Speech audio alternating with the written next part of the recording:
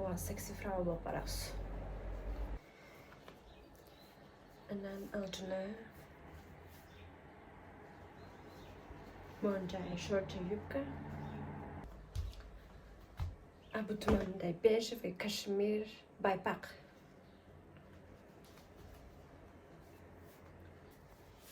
Кийингиче өзүм тууралуу айтып берип турбайм ба? Мен Германияда Ausbildung кылам. Ausbildung деген бул Германияда окуу системасы, биздеги колледждегидей. Анын өзгөчөлүгү орто кесиптерди практика менен теория менен кошо алып кетесиң. Мисалы мен бул жакта 2 жума иштеп, 1 жума окуйм. Азыр болсо окуу жумасы окууга мынтип даярданып бардым. Көрсөтүп коеюн. Анан төшөм жыйнап коеюн,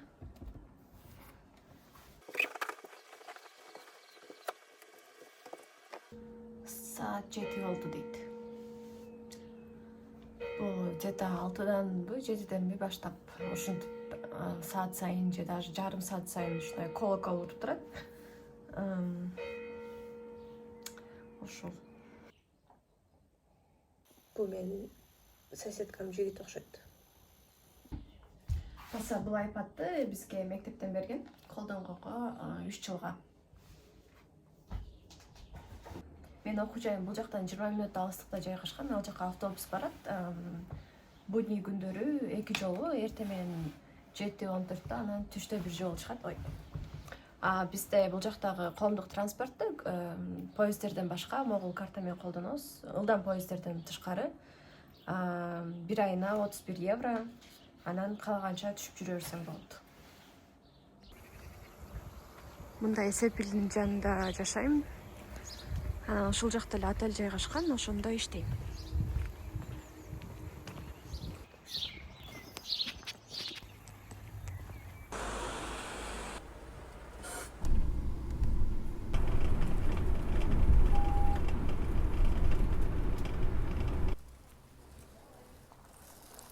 Ушундай жерде окуйм. Азыр бул жака курсагым ачты, тамак жегенге кирем. Бул жактан курсагым ачып өзүмө кофе, банан, анан мындай шоколад алдым. Жалпысынан 3 евро болду окшойт.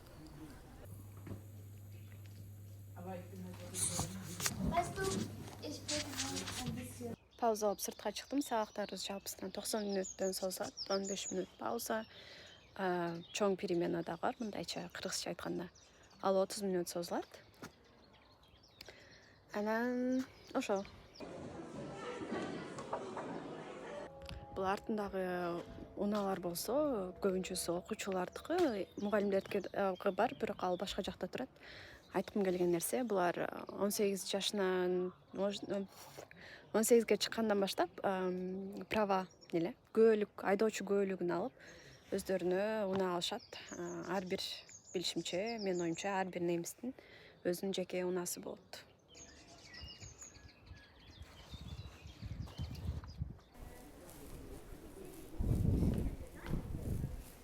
Мектептен чыктым, китепканага бардым. Жакында экзамен тапшырабыз. Негизи Ausbildungда 2 жолу экзамен тапшырабыз. Чоң экзамендерден бул 3 курсту бүтүрүп атканда бул жалпы жыйынтыктоочу экзамен. Ошону тапшырсаң, өтсөң, анан дипломуңду аласың. Анан 2 курста бул азыркы мен тапшыра турган экзамен кийинки жума болот. Ошого өзүмө калькулятор издеп, анан таппайм, Amazon'дон заказ бердим кайра. Ошол. Бул болсо мен жашаган шаар.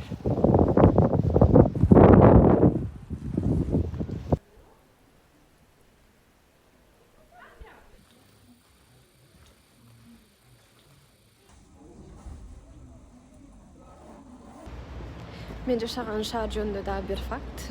Чет өлкөлүктөр аябай көп. Кээде өзүмдү Германияда эмес, башка бир улуттар аралашып жашаган өлкөдө жашап аткандай сезем.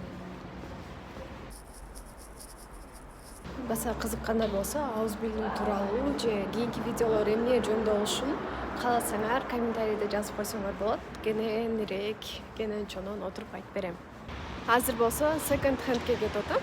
Жөн эле кийим же дагы башка нерселерди карап көргүм келип атат.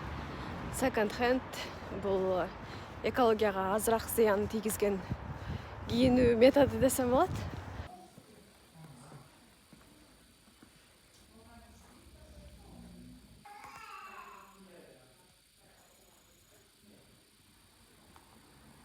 Азыр эле вообще эле уят болгон. Бир жерден отуруп вообще жеген болчумун. Анан аны төлөйүн десем, карта менен төлөйүн десем, карта алышпайт экен. Анда акча чыгарып келе коеюн банкоматтан десем макул дешти. Бул уже экинчи жолу ушинтип атат да. Бул жакта карта албайт экенин унутуп коюп турмун. Жок билчүмүн анан. Акчам жок экенин унутуп коюп турмун наличка. Анан макул деп чыгарып келейин деп кетип калып, акчаны чыгарып, анан тиги кафенин жанынан түзөп өтүп кетиптирмин.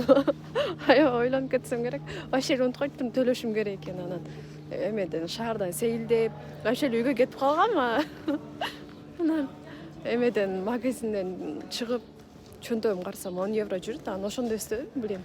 Төлөй эле экенимди. Анан кайра келип төлөп кеттим. Бетим чыдай. Бул жерде эми отурам, автобусум келгиче күтүп 1 сааттай. Сырттан көтөрүп жаман үшүп кеттим. Эмеге кирдим, анан мындай безделушкаларды, майда чүйдөлөр саткан дүкөнгө. 2 hours later. Наконец-то үйгө келдим. Азыр мөмө жемиштеримди жеп, бир аздан кийин уктайм. Кийинки влогдордо көрүшкөнчө